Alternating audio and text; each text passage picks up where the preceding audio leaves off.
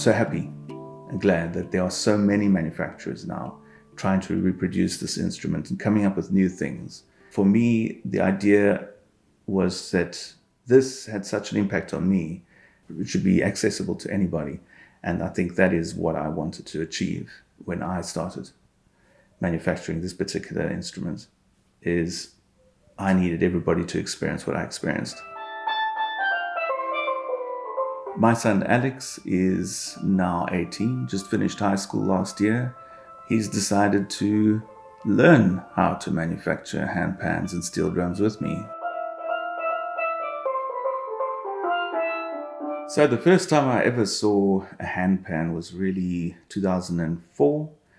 I stumbled upon somebody who needed something tuned and I didn't know quite what it was. It looked very similar to the instrument that I manufactured already, which was the steel drum. It was just inverted into a concave shape. This gave me an opportunity to try something new. So my first experience with this was quite pleasant. I was very surprised that I could do the tuning on this instrument. And at that point, I decided I'm going to try and manufacture this handpan, or hang as they called it.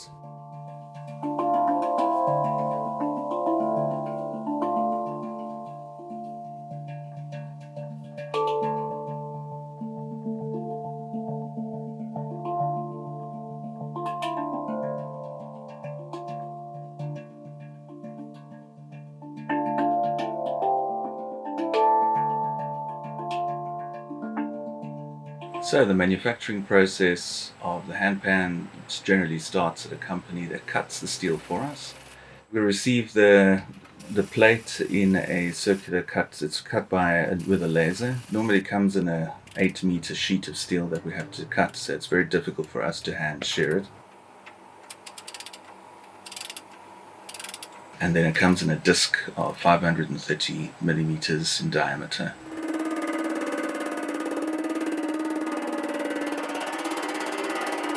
We clamp it onto a bench in the sinking room, we call it.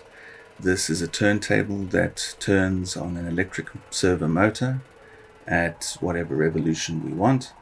And we use a sand rammer with an air compressor to hit the steel down. The steel that we have to use is very important. We can't use anything that is used in the machine manufacturing processes. It's generally a commercial grade quality steel because it has more carbon in it, and that would allow for us to heat temper the steel.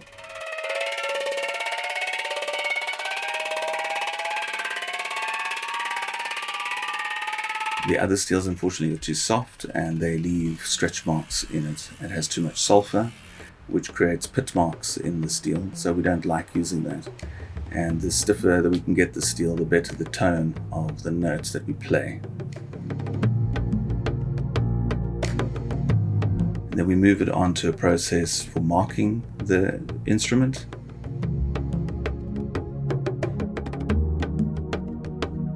We orientate the notes in a way that it doesn't interfere harmonically with each other. Once we're happy with that, we move on to the next process.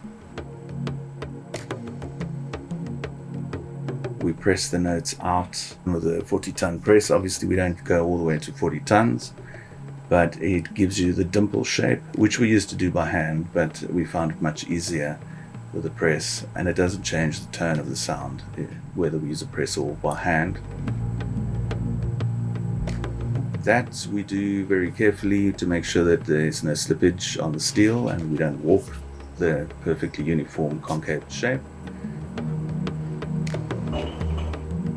And once we've done that process, we finally move back onto the rim again and make sure that it stayed rigid and flat. And then the process after that, we move it onto the next bench inside the sinking room, which is the prepping bench. We find that a lot of makers don't do this part. They don't generally prepare the instrument as much as it should be. The reason we like to prepare the notes for tuning is to be able to stretch the steel around the note playing surface area a lot more, to crystallize it in and to keep it more rigid in its playing. This stabilizes the note and it keeps its tuning for a lot longer. So in this case, our instruments go out at least without us worrying that there's going to be moving of the notes or going out of tune very easily.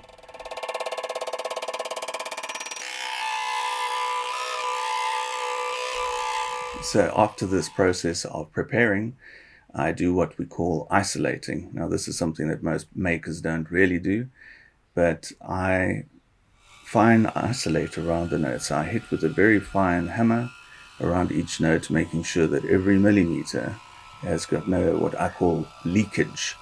If a note is just slightly raised at the edge or the perimeter of the note, the vibration follows through into the steel, into the interstitial steel, and sympathetically resonates the note sitting next to it. Even though it's not tuned to the same frequency, it will still have that problem. So I don't like the bleeding in the pans. The isolation is to try and not only isolate it mechanically, but isolate the sound as well. So when it's finished being isolated, the tuning process, at least the tuning stays within the surface perimeter of the note.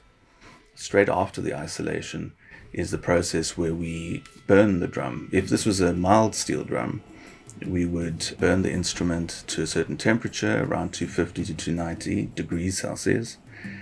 And that would allow us to quench it very quickly so that we stiffen the steel, so that the note can obviously be a little harder and vibrates a lot easier.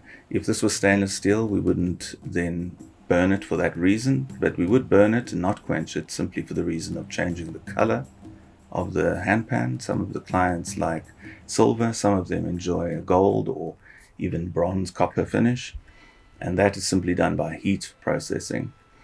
So the heating is basically to harden the steel or to change the coloring.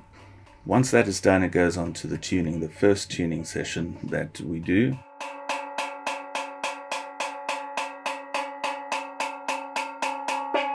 This is the area where I get to work on each individual note very, very finely. Fundamentally, I manage to knock the note up and bring it down to its fundamental note that it's supposed to be.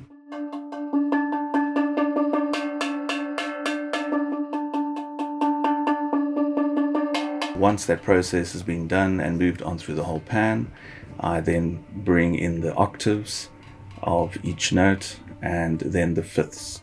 If the note is large enough to tune a second octave in, I will do that as well. Once that is done, I go over the pan again, because obviously once you hit on one note, the next one will also pull out a little bit. This is a steel instrument that's basically an idiophone that when you're hitting in one area, it's going to pull on the molecules and pull this note a little bit out. So you have to keep going around it to make sure that it's staying in tune and it's resting. And once I've gone around the instrument again, I let it settle in a different area, generally for a day or two, to see if there's any movement in the notes. And I will maybe put it through an oven again for at about 100 degrees Celsius, just to age the steel, if I can call it that. And this allows to see if the steel movement is shifting too much, which means the pitching will go flat. So I'll bring it back up, which is basically creating the tension around the note again to make sure that the note stays and relaxes in pitch.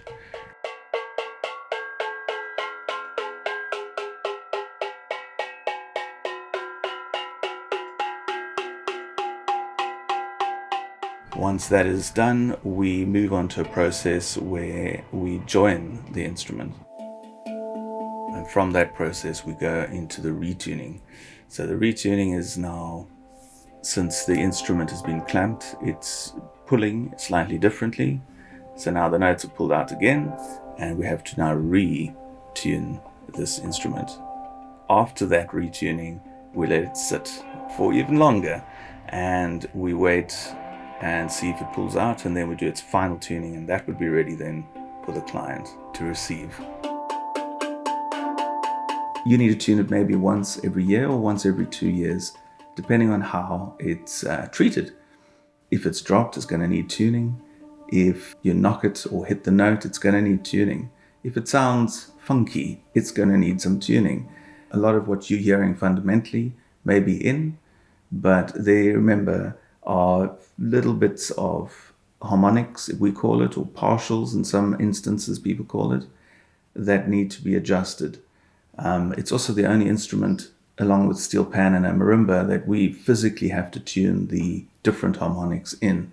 If you taught a string on a piano or a guitar, all the harmonics are placed in line automatically, naturally, not with a handpan, not with a steel pan, not with a marimba. So those tiny little partials have to be readjusted. Fine adjustments, but they fix the timbre, the sound, the sweetness of the instrument. That's what we're looking for.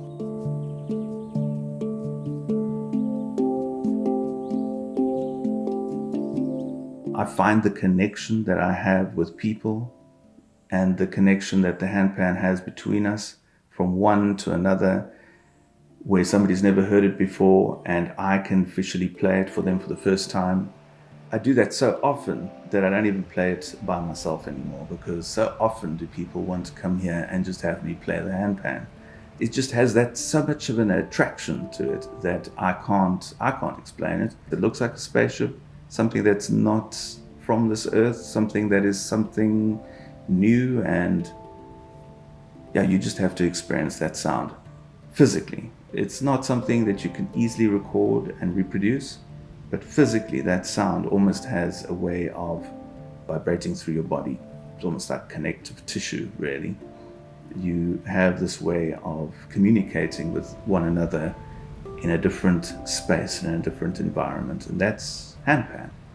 It's like a circle in front of you, but people sitting around the circle. It just connects you all. It's an amazing feeling to be part of.